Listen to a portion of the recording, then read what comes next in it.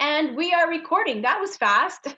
Hello, everyone. My name is Alex Nicole Garza. I am your host, and welcome to the Family Caregiver Conference. I'm very excited to be here today with an incredible gentleman, and he has an amazing story. And in grand tradition, this is how I introduce everyone. I love to read bios out loud. And he has an amazing bio. So let's get started. Today, you will be hearing from Keith Taylor. He is passionate and a dedicated leader in the stroke community. He is committed, to helping stroke survivors regain their power and strength to live a full and productive life. He had a stroke at the age of 48, my friends, 48 years old. He is on the board of directors with Stroke Awareness Oregon and owns Strength After Stroke, a company dedicated to providing resources for stroke survivors to reignite their desires and regain their confidence. Ladies and gentlemen, let's welcome Keith Taylor. Welcome, Keith. Did you like that introduction? I did. Yeah, thank you so much. That was pretty good there. I like it. Hey, I just want to say thank you so much for having me on here. It means the world to me that you're doing the conference. I mean, that's a big deal. That takes a lot of effort. And I just want to give you a high five. And woohoo, virtual high five. Yes, thank you, Keith. And thank you so much for having me on here as well. I really appreciate it. Well, I'm absolutely honored, and you have such an amazing story. I want you to start with that and share a little bit about that story and kind of what that has been the catalyst for what you're doing today.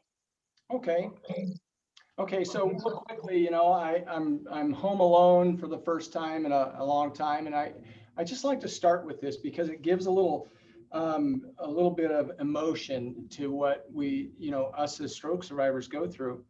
And so I'm at home for the first time in months because Babette, my wife, had been home with me for a long time, and I'm staring out our picture window, and all the fall colors are beautiful, and it's really a nice day. And I am sitting there thinking about ending my life. And seriously, it brings up emotion for me because, my life had totally changed. Here I was the owner of a pretty good sized manufacturing company, tens of millions of dollars we had developed, and I had my retirement all planned out, right? I knew where I was going, and another 10, 15 years I was going to retire and have everything, all put together. And anyway, but that's kind of how I like to start this, because the emotions that we feel as stroke survivors, we can't always say things to people. One of the things that I struggled with was you don't want to tell your spouse always, right? I didn't want to put fear in my wife, right? I didn't want her to be worried so much about me, but yet I was going through that. And so, I was, like I said, I was the owner of this large manufacturing company, and then I had my stroke, and not to cuss or anything, but all hell broke loose. Yeah. I was a sales manager. There was 4 of us partners. I was the sales manager of it. And then, I couldn't remember product line. I couldn't remember customers' names that I knew very, very well. Even one of my partners, I struggled remembering his name, believe it or not. We'd have these partner meetings. We'd sit around the table. And this is after I kind of, I went through the whole weeks of process. And then I went back in, and I would start going in a few hours a day and stuff. And we had these owners meetings every Friday. And I remember sitting around this owners meeting, and each person would take their time. We had the manufacturing boss, one of the owners, and the customer service manager, and the finance manager, and then me, the sales manager. We'd go around the room talking, and everybody say their piece. And I mean, we'd get into arguments. We had a great time building this company. But it would come to me, and tears would just start rolling down my face because I couldn't communicate. And it was a tough time. So then, cutting to the chase a little bit here, after I went through that, and I was let go of that company. And it isn't as bad as it might sound, because we had a disability policy, but I couldn't stay with the company and get the disability, and I wasn't being effective, so they chose to let me go. And that was a really hard pill to swallow. Where was I going with that? After all that had happened, a little time had settled down, I remember standing in that same window frame, and I remember thinking, what am I thinking? That's ridiculous. I can help other people who are going through the same thing that I'm going through, right? Yeah. I can create something that will help other stroke survivors so that they're not going through these depressing thoughts. And so that's what I went to work on. I started Strength After Stroke, and I started counseling people, and I found I was having some difficulty communicating. So I stepped back, and then I developed the BASE program. And it's a program that I developed that helps people regain their confidence after going through the stroke. And it's I'll just real quick. I mean, it's a full out program. Yeah, it's a full on program. And so then I tested that and stuff, and people weren't really getting what they wanted out of it. So since then, I've just developed a 15 module program where they can go on and they can watch each section 5 to 10 minutes. And then there's a workbook or worksheet, I should say, for every one of those, so that they can go through those and start rebuilding their confidence back and gaining that belief in themselves again and get on with life. And so that's what I'm about. How it all started. Now, in this process, the thing that you're teaching, this is kind of like what you talk yourself through, right? So like you just, the process of that, you started doing things to restore your own confidence and your own just physicality, mental health, all of that. And then you took those and said, hey, this is working. I'm going to turn around and help others with almost like a system, correct? Yeah, well, what happened with me, Alex, was that I reached out, my stroke was 10 years ago. And so I was reaching out, trying to find somebody that could help me with that stuff. And I could not find it. I love the therapists. I love that people are going to that now. But as it comes down to having that positive mental attitude, I know that sounds almost cliche these days. But it's true. Yeah, it is. Yeah. And as far as, seeing what are your goals? Where are you trying to go? And how do you get there? I couldn't find somebody to help me with that. And I was very frustrated with that. And so that's when I decided I'm going to do this for others. I'm going to build this so that there's something out there for other people to get on board. Okay, so I have a question, because I love this perspective, because you at one point were the patient. You were the person that needed, the stroke survivor. You needed help. So I'm sure you had a caregiver or somebody in your life that was there with you. And in that process, as a patient, and I'm watching as a caregiver or somewhere in that facility of love and in sharing, what advice or what would you share with someone who, my husband had a stroke, I'm his caregiver.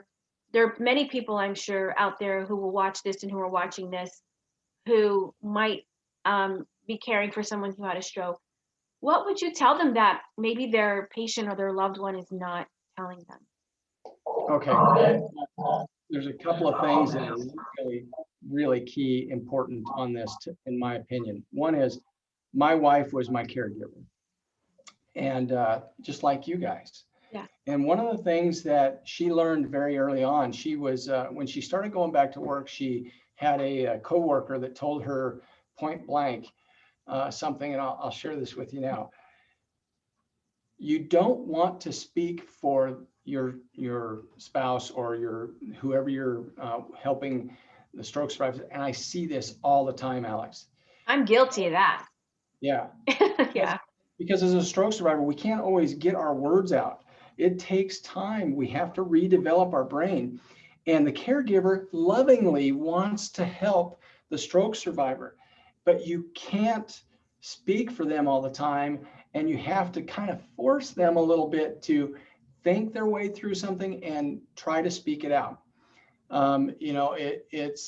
It's really difficult. You got to listen, and then you got to just push them to speak their own mind.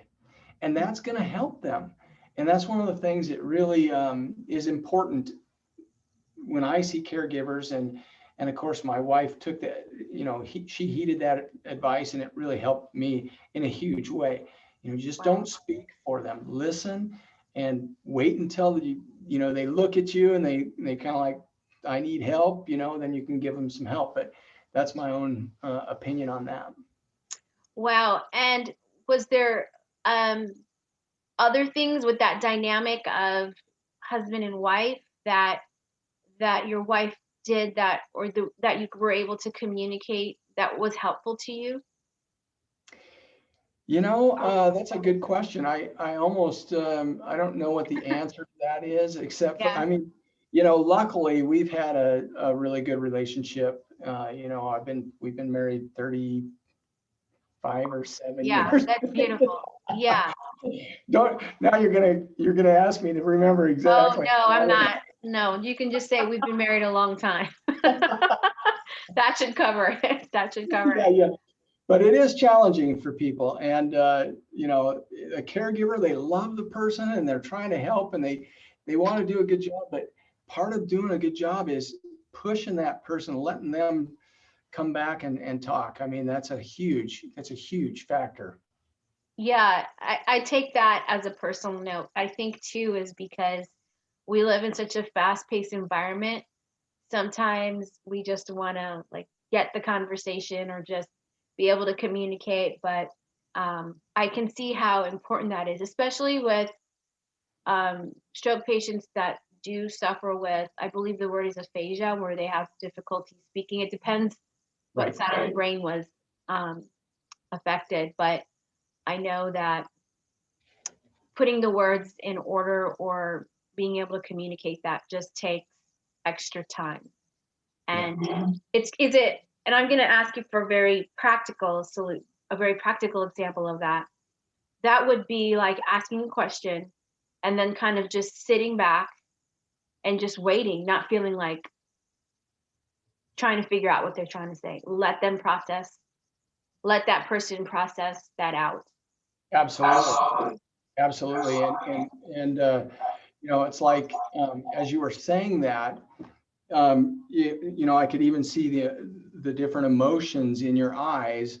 And, of course, right, emotion is a huge key. Yeah. And so you just want to be calm, and you just want to ask them, push yourself a little bit. I know Ray is in the other room or whatever, and Ray is a fantastic guy. Just challenge him to come up with the thoughts himself. And if he gets frustrated, then help him out, but take your time and just be patient with him. And over time, that will really help. Wow. Are these some of the techniques, that you work in with your BASE program? Do they deal with like brain development and helping you work through some of those things as a patient? Yeah, BASE is about, let me just tell you. Please. So BASE is an acronym, and it stands for belief, attitude, strength, and energy. Awesome. Yeah, and so in the different ones, we talk about belief, we talk about getting rid of self-imposed limitations, things like that. I mean, there's many more things. No, I know you have a big notebook there. I'm not. Yeah, people are interested. I definitely want them to reach out to you. But I was just kind of wondering, like, from the patient side, like something that they would do. So helping. I like that first one. That first component is getting past those abilities. Like, I can't do this, or I'm not able to do that. Kind of shattering that. I mean, you're a living testimony, which is amazing. Right. Your communication, you're everything. The fact that Thank you. you're talking and or having this conversation, it is a miracle in the reality of what you've gone through. So, no, I think that's amazing, and I think that I love how you saw a need that wasn't that you had a need, you saw that it wasn't there, and instead of just being like, oh well, you said, okay, I'm gonna do something about that. And I think that is even a testimony of people who are watching, your loved one or your patient or the person that you're caring for, um, has such power to make a change in the world, even if they go through a very devastating situation. So I want to thank you for, um, being obedient to that call to take that step. And like you said, this has been a journey for you. You've taken this time to develop it. Like in our past conversations, I know you've been very thorough, and this is just an amazing, accomplishment. So I want to say congratulations. Well, thank you. You know, to cut that, if you just think about, you know, having the belief in yourself, right? And Right. then you got to have the right attitude so that you can, you know, continue to work on yourself. And strength is more of a mental strength. It's not about, you know, powerlifting or anything. It's a mental strength that you've got to develop and build. And then, of course, energy, again, the same thing. It's not about running 3 miles, but it's about getting that energy into your system so that you can continue to go through these and grow yourself. So Yeah. that's really, yeah. Because I know like energy is a really important word, and I'm glad you touched on that, because I know that someone who is struggling to communicate, it takes a lot of energy for that process. And sometimes even doing that, it's like, oh, I'm so exhausted after, which to anyone who hasn't gone through a stroke is like, trying to understand that dynamic of energy, if that makes Yeah. sense, of the energy to speak or to communicate. Like we do it so effortlessly, but for someone who's had a brain injury, um, it takes a lot of energy, and to increase And that. exactly. And one thing I want to add to that is that, you know, we all still get frustrated, right? We still all have troubling days. We still all have many times in a day that we might get frustrated. And so we have to keep our mind on the end result. But at the same time, it's okay to be frustrated. It's okay to have that frustration. But now let's, you know, let's kick that aside and let's focus on where we want to go. Because where you focus is where you're going to be going, right? It's where your Yes. actions are going to take you. Yes. And I totally believe in that. I believed in that my whole life. And the proof is there. I mean, you Yeah, know. proof is in the pudding. Yeah, absolutely. So, Keith, my next question has to do with the caregiver dynamic for your program. So, do I'm assuming, and I understand that the person who wants to work through this program is the patient, but getting that to the patient usually involves communicating to the caregiver. Yeah. So the caregiver, this is something that a caregiver could help facilitate, kind of start that conversation with their, loved one and say, hey, you know, what if we explored this program to help you? And it's something that, would you suggest, this is kind of an off topic question, but would you suggest it's something that the caregiver, you know, be a part of with their loved one, in the sense of the facilitation of that and kind of learning? I mean, I'm thinking that if someone went through it with their patient, they would also gain as a caregiver. Absolutely. You're going to gain knowledge of kind of where their caregiver or where their patient is coming from, frankly. Right. The other thing is I wanted to comment on is, you know, this program would help many people out there. Okay. I'm a stroke survivor, and, you know, you're taught in the marketing world, or at least I Yeah. have been, that you got to focus on one niche, right? And of course, Right. the stroke survivor is my passion.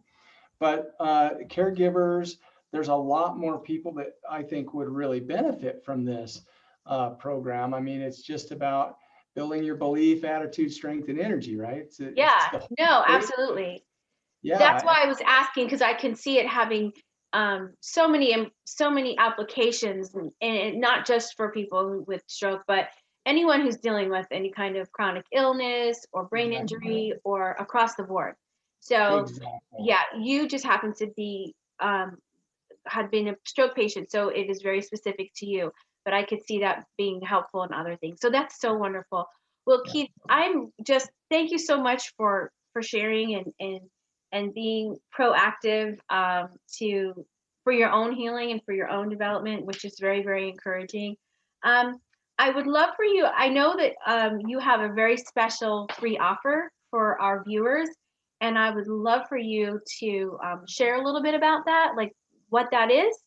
Yeah, so what I'd like to offer is a 30-minute free consulting session Awesome. with anybody who wants to give me a call and just chat. We're not gonna, I'm not gonna drive this into a sale or anything like that. I really want to help people and I want to do the best I can. So I would love to offer a free call. They can go to my website. It's strengthafterstroke.com. The other thing is you can email me. It doesn't bother me a bit. It's Keith. It's Keith. Some people spell that wrong. At strengthafterstroke.com, and reach out to me, and I'd be glad to have a call with anybody and just talk about their situation. And I do offer coaching, so if it went to that'd be fine. If not, it's fine too. I just want to help people the most I can. So I'm going to offer that Awesome. free consultation. Yeah, no, that is such a valuable, I can tell just from this conversation, but even from our past conversations, that you lead with such generosity of heart. So thank you so much for that. And I know people, once they talk to you and learn more about what you're doing, I think it's going to be a great solution and a great program to improve not only themselves as a caregiver, but also the person that they're caring for. So I just want to let those of you knowing that who are watching this, that if you didn't catch that information, do not worry. If you are registered for this conference, you will be getting all the links and all the emails as well for our speakers. So you will be getting Keith's information as well. So And I just want to one more time. Yes. Thank you so much. You're doing a fabulous job, and not many people have the means. They're not educated enough in that field, and you are, and also the desire to do that, and it means a lot to everybody out there. And I hope the best for your conference for sure. Thank you so much, Keith. I'm so grateful, and meeting people like you and all the other amazing guests has been so rewarding, and it's been so encouraging. I really believe it's a community, and I think that there's such power in community to be able to reach out and help each other. We just need to do it more often. So I'm very honored for you as well to be a part of this group. So also, I wanted to say that you are on social media. You are on Facebook. Am I correct? Yeah. And I believe you're also on YouTube, am I right? Yeah. Okay. And Instagram, of course, which I guess are the same as Facebook. I know there's so many, but you are there. So if you are on Instagram or on YouTube or on any kind of social media platform, they would just look for you under Strength After Stroke. Okay, Strength After Stroke. I wasn't sure which one. So Strength After Stroke, just look for that, and you can see a little bit more about what he's doing and what he's sharing with the world. So Keith, thank you so much for your time. God bless you, and have a wonderful rest of the day. Thank you so much. Have a good day. Take care. Bye-bye. Bye-bye.